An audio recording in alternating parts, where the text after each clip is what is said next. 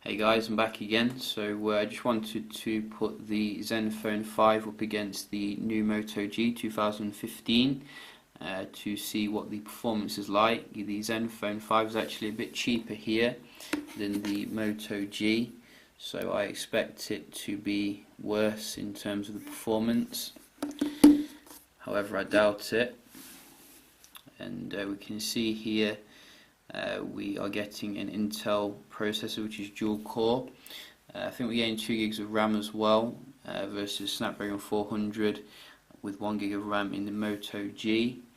We can see here the styling on the Zenfone 5 is very premium, and Asus have put a lot of work into making the phone very attractive. So actually it looks a little bit thinner than the Zenfone 2, which is nice. And it looks like it's going to be very close here.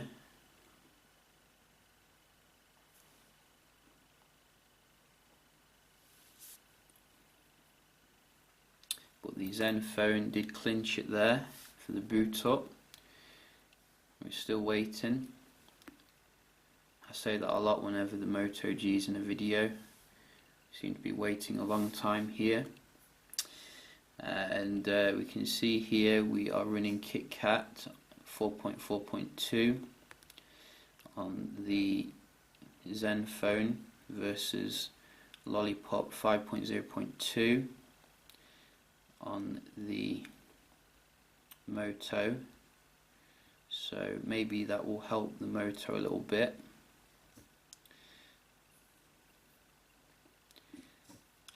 So let's just start off here with Tinder. Very quick here on the Zenfone. Again, Zenfone.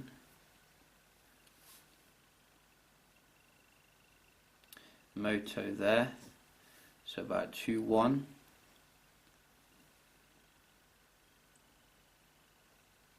Wow, Zenfone very quick there. Wish. Again, Zenfone, Viber, ooh, Moto, so what's that, 3-2,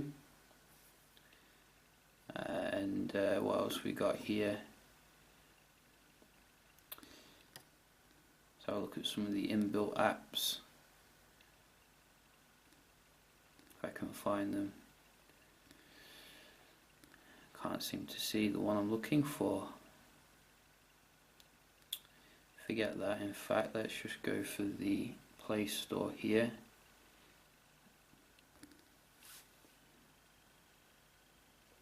Again, Zenfone. I think the Zenfone very quick here for the app opening. No questions asked.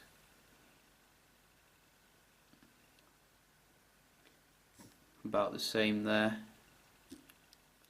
So we can just move on here to the web browsing. Maybe the Moto can pull it back here. So we can only hope. Just click on a news story.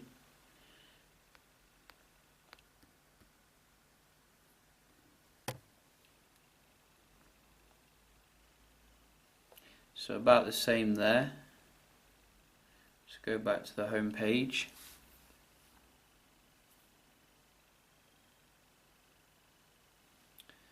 See, I did click on it, I'm sure I did.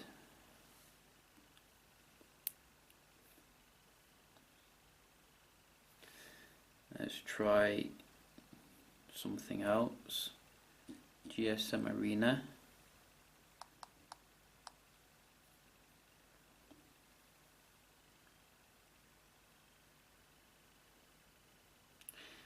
So very quick here on the Zenfone.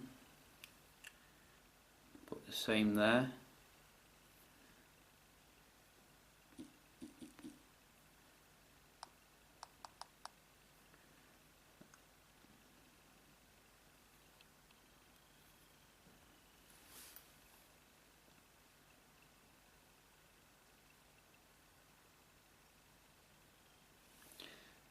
So the Moto is not too far behind here when it comes to the browsing, which is good.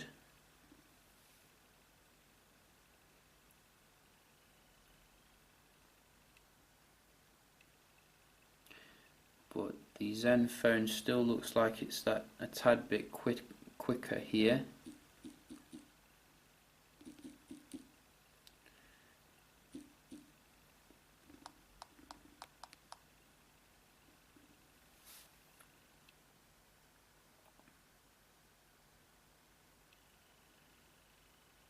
And we're still waiting.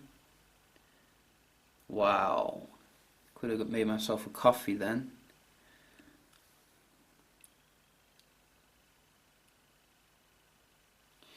Windows Phone uses dist by Philippine carrier. I didn't click on them at the same time there, so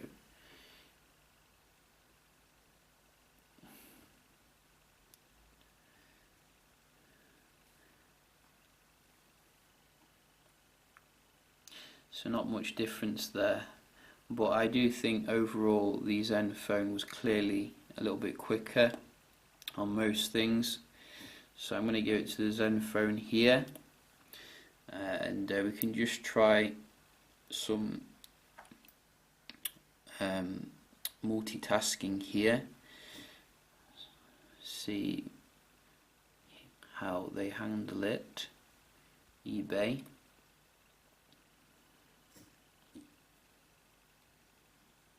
Viber.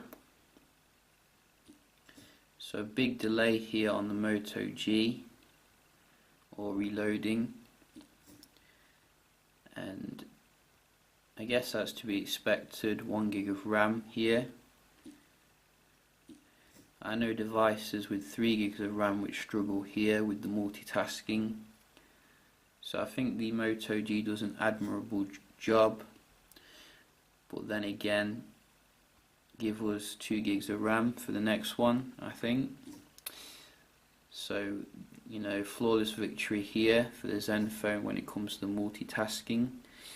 And we can just try a little Antutu here, see what sort of performance you get with the Zenfone 5's Intel processor. I'll speed up the video as well to near the end. So it looks like the Moto G is in front here, which is quite interesting. Didn't expect that. But look at that graphical performance.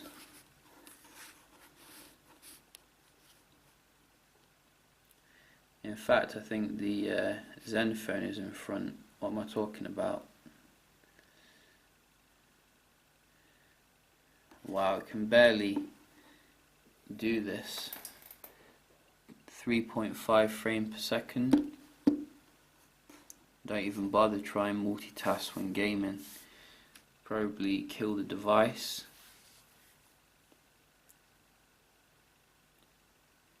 Completely. And the Zenfone was quite nice there when it came to the speed.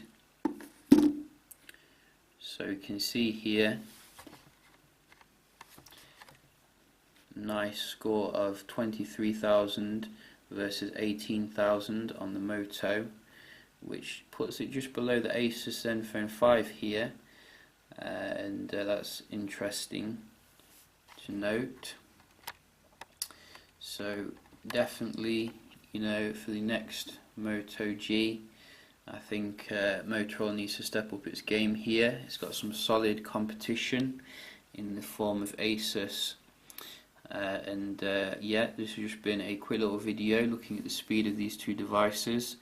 I hope you found it informative, and if you did, please like the video, and I'll see you very shortly. Cheers.